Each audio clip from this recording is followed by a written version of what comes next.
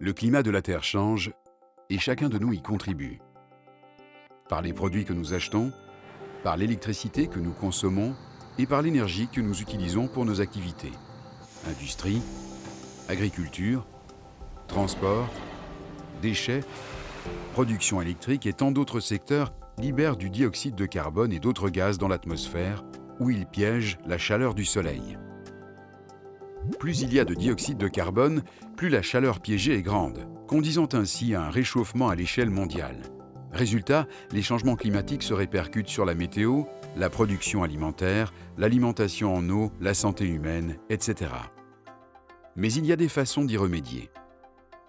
Notamment par l'échange de quotas d'émissions, fondement de la stratégie de l'Union européenne sur le changement climatique. Depuis plus d'une décennie, l'Union européenne travaille à réduire ses émissions de gaz à effet de serre avec l'aide du système international d'échange de quotas, le plus ancien et le plus vaste. Et ce système continue de croître et de se renforcer. En bref, le système d'échange de quotas de l'Union européenne, ou ETS, incite financièrement les plus gros émetteurs à réduire leurs émissions. Comment ? Depuis 2005, l'ETS a fixé un plafond au montant total d'émissions annuelles de gaz à effet de serre et exige une surveillance de ces émissions. Un certain nombre de quotas, soit la monnaie du marché du carbone, sont délivrés. Chaque année, les entreprises doivent détenir assez de quotas pour couvrir leurs émissions. Sinon, elles s'exposent à de grosses amendes. Et quand elles n'en ont pas assez, elles réduisent leurs émissions ou achètent des quotas auprès d'un autre émetteur.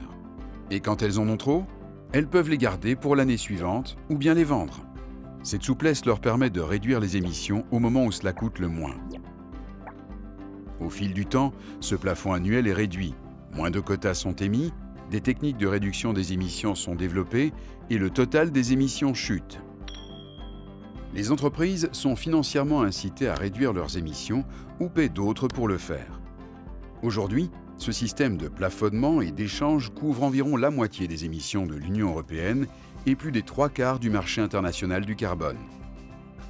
Son intérêt croît constamment chez les entreprises et les dirigeants du monde entier.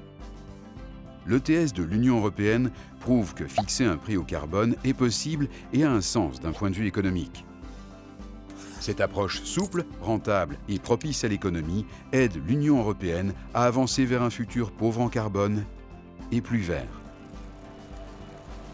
Visitez notre site web pour en savoir plus sur l'échange de quotas d'émissions et sur cette façon de sécuriser notre avenir.